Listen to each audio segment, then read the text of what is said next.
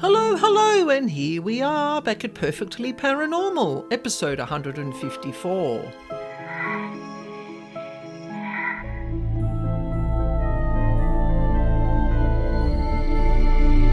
My name's Anna Schmidt, and I'm here every week to share with you true paranormal encounters and information about devils, demons, and dark energy beings that no one else talks about. And today, you're going to get an inside look at how the devil and his henchmen are represented in media, movies specifically, and one movie. We are going to be breaking down the movie Constantine, one of my absolute all-time favourite paranormal movies, and the fascinating way that demons and the devil stars in this movie. Now, as we all know, people have an innate fascination with demons, the devil, and hell.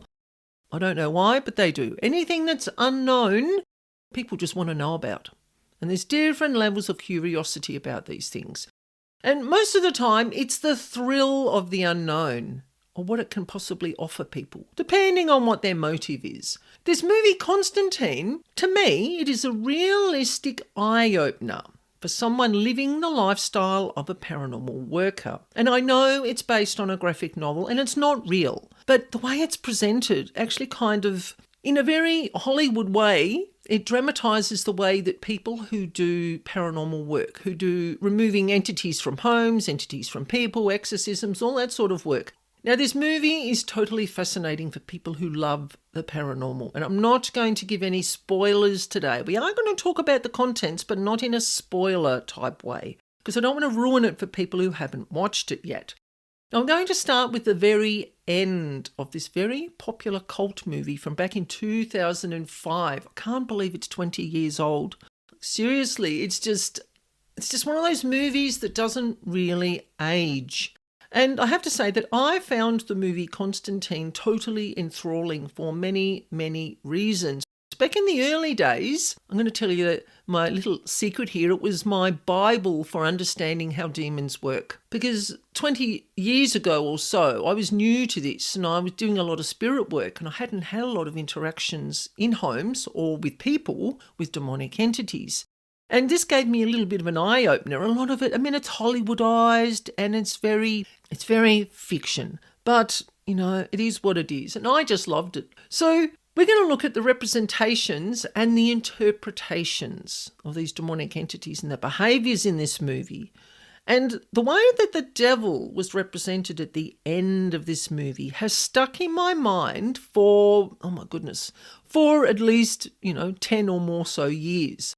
And I would like to explore that with you first. So we're going to break this movie up into a few parts. We're going to look at perceptions of the devil. We're going to look at a little bit of mythology, demons and hell. We're going to look at the reality of the struggle being an energy worker. We're going to look a little bit at exorcism and also the taboo subjects that come with this movie. So the perception of the devil presented in a rather interesting way in this movie that kind of challenged my childhood church upbringing, and probably for many other people as well. We would imagine visions of horns and hooves and darkness and bad behaviours. Initially, there was a little bit of a shock factor as you were greeted at the climax of this movie with a gently ascending human-looking gentleman. Now, he is dressed in a spotless white suit, complete with white pocket handkerchief, and he's presenting himself in a rather calm, controlled manner. His bare feet that were dripping with black tar and gooey muck and the black tattoos on his neck are kind of the only representations of darkness. I mean, his behaviour gives away who he is. But by the way, if you looked at him, if you saw him out in the street, you'd just think he was just another person.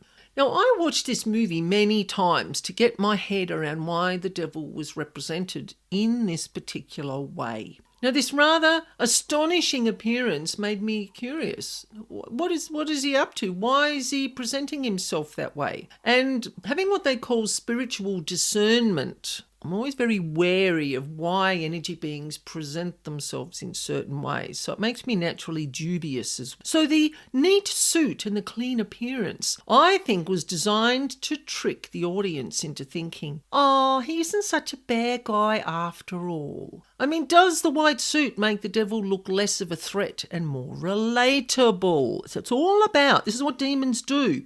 It's all about getting close to people and being relatable. And this could also be mocking God, as in mocking God with the white suit, with the whiteness, the cleanliness, the look of purity of the white suit and the devil wearing it. So there's a little bit of mockery going on there as well. And people really do easily fall for deceit and trickery. This is what demons do. People let their guards down. It makes it easier for the devil to get closer. It's just what they do. So they'll use any trick in the book. This is why I say to people, use your spiritual discernment, use your awareness, observe without fear. Never sign anything unless you read it first, because you just don't know what sort of demons are out there. These are human demons, but also the other sorts of demons. Anyway, back to the movie. Now, I imagine many people watching this movie hung on every word that he said, because he was very charismatic. Like, I watched it many, many times. I was trying to work out, why is the devil being represented that way and what was going to happen next. Now, he did give away who he was, obviously. Constantine knew who he was, but the behaviours give it away. Demons can disguise themselves to look like children or your grandparents or whatever is going to get close to you. But their, how can I put it, their body language, the word language, their tone, the way that they interact with you, you're going to pick up that there's something not quite right. And that's where the discernment comes in. Now, I watched the calculatedness, I think that's a word, the calculatedness of his behaviours, because he wanted Constantine for a certain reason. Remember, no more spoiler alerts. There was this is the disguise sort of falling apart a little bit. There was the devilish flicker in his eyes and the smile and the tongue movements. Oh, you know what tongue movements just make you feel creepy.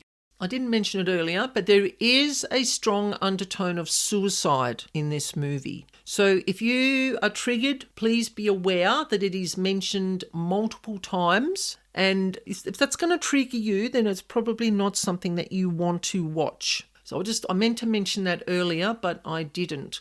Because the devil, he really did give away his intentions. He was rather overjoyed at the bargain of Angela's sister. Now, Angela is the main character in this movie next to Constantine. Angela's sister, who was a suicide victim. He was rather overjoyed at the bargain of swapping Angela's life for Constantine's life. But there was, oh my God, I'm going to give some of this away.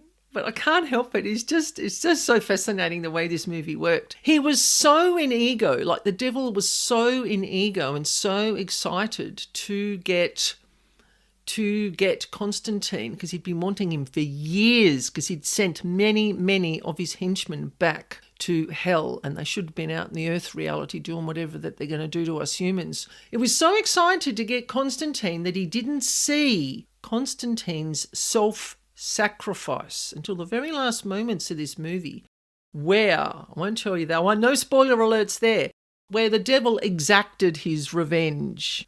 Like, he removed something from Constantine that meant that he would have to stay here on earth. Now, I know that's a little bit confusing, but I don't want to give away too much. The devil's all about bargains. He wants a bargain. If he gives you something, there's always something that he wants in return. Always. You never, ever make a deal with the darkness, even if you think it's going to give you what you want, because you are being tricked. Your soul will be indebted and tied to the devil for all of eternity if you make a deal with the devil just because you want more money or a new job, or you want. It's all about wants and desires. Instead of earning those wants and desires, people want shortcuts. So they make deals with the devil, and they don't realise that the contract they're signing is forever. They don't tell you that, or people don't read the small print. Anyway, it is rather fascinating the way the devil was represented in this movie, and I've never forgotten it. Now, in this movie is mentioned the spear of destiny. Now, mythology the spear of destiny that was said to pierce Christ's side at his death. That spearhead, makes an appearance in this movie for a very dark reason. It is going to be used by Satan's son to bring him forth into the earth reality, because he wants to rule the earth reality without his father knowing first. So the whole movie is tied around this spear of destiny reaching a particular person, and then a hand of God, which is represented by an angel who's kind of slightly gone to the dark side, we'll say. I don't want to give away too much. Satan's son supposedly can only rule the earth reality if he's born through a human female. Now, there's a very dark symbolism there, connecting it to the birth of Christ. Like, it's totally undeniable. The way they've written this is really, really interesting. It's very crudely kind of portrayed, but it's present. Now, we're going to look at demons and hell. Now, hell made a really interesting appearance in this movie. The way it was represented was a parallel reality to how you die on earth, and you just live it over and over and over and over again.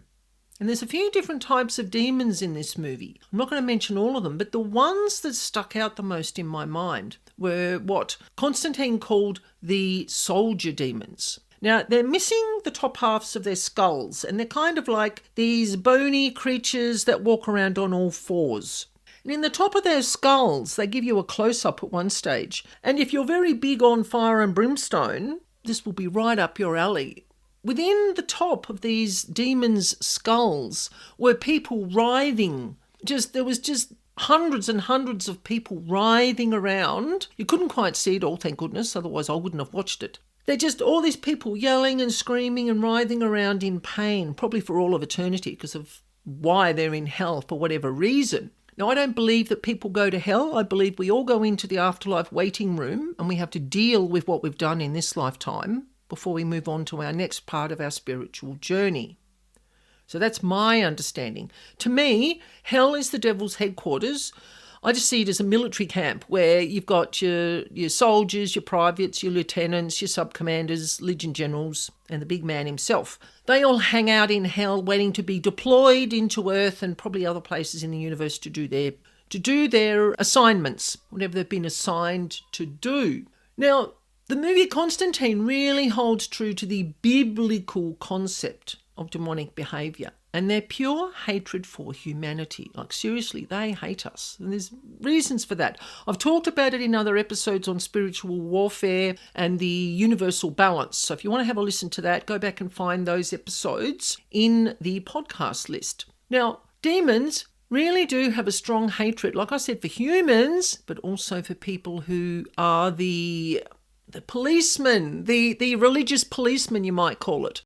The exorcists and the rogue demon incarcerators, as I call Constantine. I don't like using the word demon hunter or demon slayer because the dark entities don't like those words. So we don't use them, we don't want to upset them. So I refer to Constantine as a rogue demon incarcerator. He's kind of like a PI, like a private investigator. He's not part of the police force. He's out on the fringes. And the police force don't really like him, but they tolerate him. Like, why is he here in one of the scenes that comes up in this movie?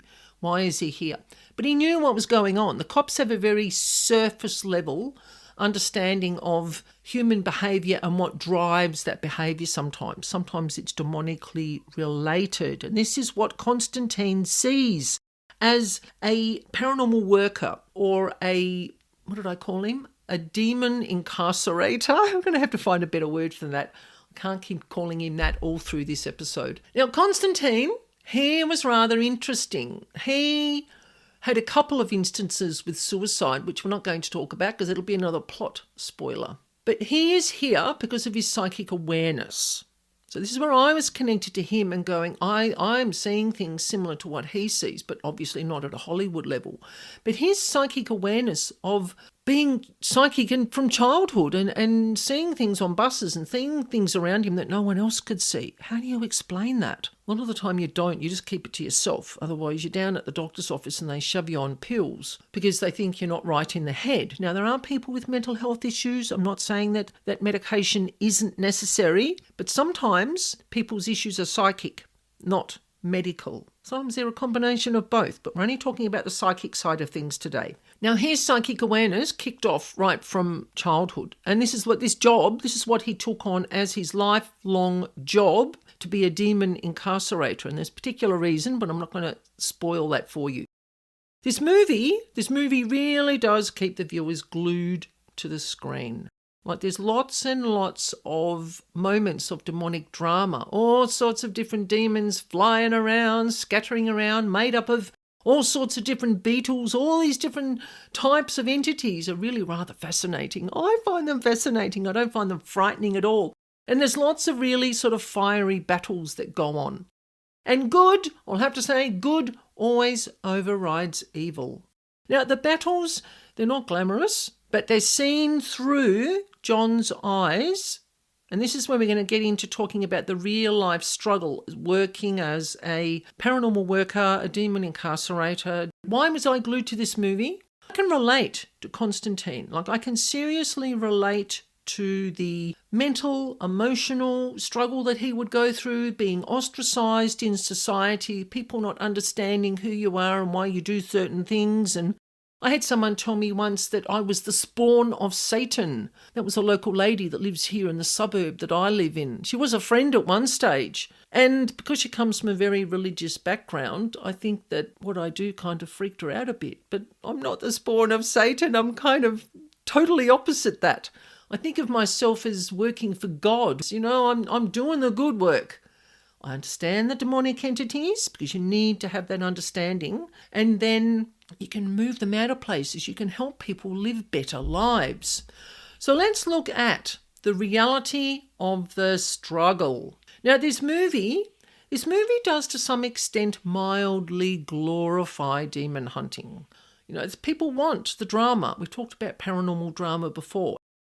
Now, working with the paranormal, as you could imagine, it is a constant, never-ending battle of good over evil. All comes down to the devil and his henchmen trying to tempt you and make you behave in certain ways. And then you've got your spiritual supporters and the archangels and all the high vibrational beings going, make better choices. Learn from that, don't do it again, make better choices for yourself. Live in the light. That's what it's basically about.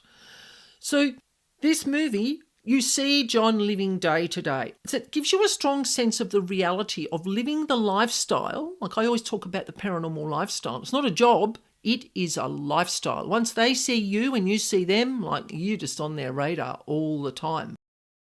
You're just known to the demonic realm all the time. Like I call it the dark gossip vine. They know when I'm going to talk to a client who's got dark or demonic entities in their home, because they're here listening to the conversation. We have internet issues, the sound won't work, the times doesn't work, the emails get lost. They use all these forms of distraction so that I can't talk to my clients. It's how they work. But we persevere and we get there and we get it done. Now, when you live the lifestyle working in the paranormal world, and I'm not talking paranormal investigation, but that has an element to it. When you live the lifestyle of an energy worker or a paranormal worker, you have this constant mind alertness. Like I am so switched on all the time, even when I'm asleep. And you have this body tiredness. And there's the sleep deprivation, there's the solitude, there's being ostracized from society. You kind of feel like you live on the fringe of society. And you tend to become a bit of a rebel. You really do. Like I talk about what I talk about because I know it's real from my experiences. If I hadn't experienced it, I'm not talking about it because I can't say that is real. And then people go, oh, it's only your perception. But all the client stories and experiences that you've heard me tell through all these episodes, they're all 100% real. People don't make this stuff up. They're experiencing it in their homes and it's upsetting them, their children, their families, their pets. So I really understand. This is why I think I liked this movie so much, is that I aligned with the lifestyle.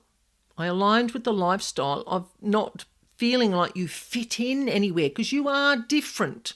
Most people don't have the level of psychic awareness to work with demonic entities, to work with the dark beings, the awareness that I have when I'm working with homes and the trauma that you see in homes. You know, it's a constant psychic awareness, and it does create sort of a psychological struggle. It's just because demonic entities, they're in our environment 24/7 all the time. Like their realities and their realms and realities overlap with our realms and realities, and they're deployed all the time. I mean, I'm sure the devil has a big fat TV system. You know, you see those security rooms with all the different screens, and he's going, right, you need to head off to, I don't know, you need to go to Sydney and go and deal with that woman we need to prod her a bit more to get her to behave in a certain way.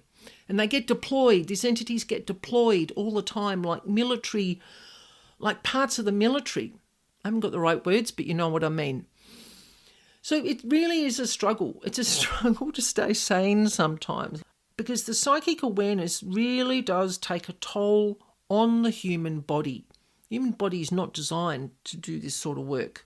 But some of us who are drawn to it, it is just what we do. We just deal with it. So I just keep my lifestyle very, very simple. Now, in this movie, there is a moment of exorcism right at the beginning. The worst part of human trauma that you are going to see. There is a battle at the end or near the end, which I don't watch because it's a little bit gory. But the part at the beginning, if you are fascinated by exorcism, you are going to be drawn into the first 10 minutes of this movie. If exorcism frightens the bejeekers out of you, you're not going to get past the first 10 minutes. But Constantine, because he's an energy worker and he's working with this type of energy all the time, he just takes it calmly. Like he's so calm. Like he goes in with a sense of authority, but not in an egotistical way. He's just a man in a suit and an overcoat having a cigarette, and he just goes in and gets this job done.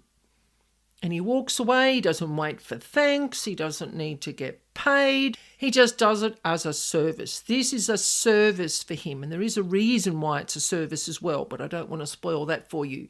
So the outcome is good. I will say that. There is a good outcome for the young lady involved in that. It didn't upset me at all. I was fascinated by how he handled it. And yes, it is Hollywoodized. Seeing how the demons work, how they behave, how he got rid of them, I don't know what it is. I think it was his inner sense of control that John Constantine had. There was the no fear approach, and that's the wording I was looking for, the no fear approach. That's what I connected to, because that's how I approach them. People go, oh, how can you do that sort of work? I went, one, you respect them and you behave yourself and you don't call them out and use things that you know are going to trigger these entities. And two, you have no fear. It doesn't mean you're reckless. There's a difference between no fear and being reckless. I have no fear of these entities because I've worked with them for so long. What worked to remove them from people and homes for so long is that I have a reasonable understanding of how they work. We never know fully how anything works. We never know everything. And I never say, even though I call myself a paranormal specialist, I'm not an expert. I don't know everything about these entities because no one can. We do the best we can with the knowledge we have, and we use safe practices. Now, the taboo subject in this movie is all about suicide. And they do mention it, I said twice earlier, but it's actually 3 times. You don't see someone committing suicide. You see the outcome of 2 suicides in this movie, but also you get the strong suggestion of the 3rd suicide attempt. That's all I'm going to say, because I don't want to spoil it for those that can watch this movie. So John experiences suicide twice. Firstly, after his teenage near-death experience. And he has to live sort of his adult life knowing that he's going to go to hell. This is the biblical way of looking at it, is that if you commit suicide, you're going to go to hell. That's what they say. I have a different opinion to that, but that's what they stick to in this movie. So he looks at ways to repent. So this is part of why he grasps the knowledge that he has of these entities, and he works on ridding the world of them. That's just basically what he does. He's a demon policeman. He puts them all back in hell. He sends them all home again. Now, Angela's sister. Angela is the other main character. Her sister in this movie experiences suicide for a certain reason because of a level of psychic awareness that wasn't understood by her family. They misunderstood it as a mental health issue, which it may have developed into because of the way the family were treating her and so forth. We won't get into that because I'm not a doctor. I never talk about these things in a way that hopefully is going to be misunderstood. But the demons, they got their hooks into this young lady and ended up driving her to suicide. And she was going to be one of the main characters in this movie, but it turned out that it was Angela who needed to be the main character. And you'll see why if you watch the movie. Now, there's an interesting parallel look at what hell might look like, I mentioned this earlier a little bit, to an individual reliving their moment of death after suicide.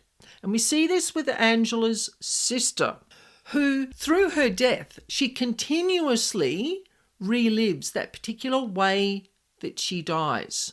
That is just what her hell is going to be for all of eternity, which it isn't, because she ends up going to heaven. But I found that an interesting interpretation of what hell is. Now, when we look at all the factors that I've mentioned in this movie today, the message that I take away from this movie is to hold true. I've written this down, so I say it right. The message that I take away from this movie is to hold true to loving yourself for who you are.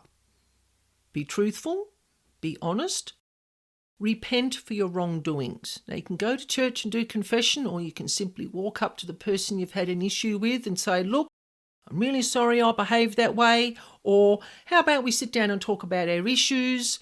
It's about living in the light. Remember I talked about that earlier? And not feeding the darkness, because that's what they want. That's what the devil and his henchmen want. So fighting the good fight against the darkness in all its forms, in whatever level that you are at with that. Because believe it or not, we are entrenched in darkness all the time. We're literally, a good friend of mine, Reverend Leslie Bonga, she says that we are living in the devil's playground. Every day of our lives, we're being tempted and taunted, and we're trying to be brought down. And we have to live in the light in the best way that we can. Find what works for you and go with it. And remember to embrace self-sacrifice, not ego. That's another thing I take away from this movie, is that Constantine, he was continuously sacrificing himself in the way of the danger that he was putting himself in with working with these entities, but it was all for the greater good of others. We choose through our thoughts, our words, our actions, and our reactions how we're going to handle every single interaction, situation, occurrence, nasty email, horrible person on the bus, don't like your teacher at school, your partner's not being nice to you. We choose how we react to those situations all the time. And it is hard. Oh my God, it is hard to stay in the side of light all the time. But if you make a mistake and you feel, oh gee, I didn't handle that very well, fix the problem straight away. It's better for you, better for the other person or the situation.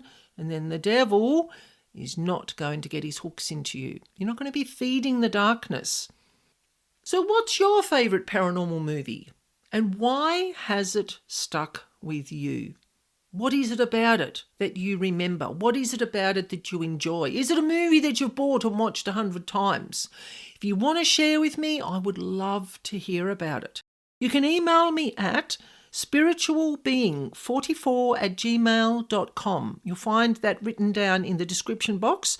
Or you can find my Facebook page at Spiritual Being Paranormal Services, and it's the same for YouTube. I'm plastered myself over all the podcasting apps and over YouTube, and I share my message the best way I can to help educate people to not feed the darkness. So in episode 155, I'm going to be sharing with you my understanding of how demons get close to us. Their tactics, their behaviours, their antics. I'm going to outlay it all so you can hear it all, and hopefully it may help you one day avoid getting into a sticky situation that you wish you hadn't have got into. So stay tuned, and I look forward to spending some spooky time with you next week. If you like this spooky content of this episode today, please hit the subscribe button and you will get a notification when every new episode is released to the public. And stay tuned for many, many more episodes unpacking the strange and unseen aspects of the paranormal world around us. So thank you for joining me today, and don't forget, if you want to share a paranormal experience just with myself, or you would like me to share one of your experiences through my podcast, you can do a voice recording, or you can write out your experience and I will read it exactly as you have written.